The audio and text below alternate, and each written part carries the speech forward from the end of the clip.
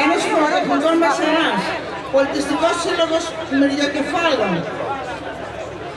Καρναβαλική Ομάδα Δακτυλοδεικτούμενων,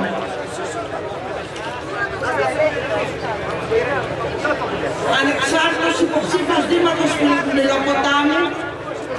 Αρχόντων Κοκολογιάννη, Διεθνής Ορμός Αγώνας Ξυλορίδη, Περιφερειάρχης Κρήτης,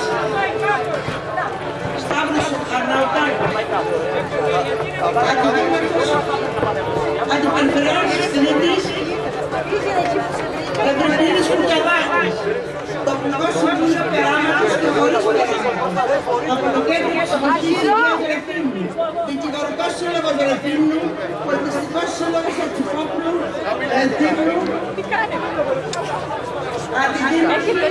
Δημοτική Συμβουλία Ρεφίμνου, Νίκιο Επισκοπής, Γυμνάσιο Επισκοπής, Πολιτιστικός Σύλλογος Βορειοκορονού, Πολιτών Επισκοπής. Σας παρακαλούμε οι πολίτες που κάνουν βασανία εδώ δεξιά να ησυχάσουν λίγο, γιατί δεν μπορούν να κάνουν τη δουλειά μας.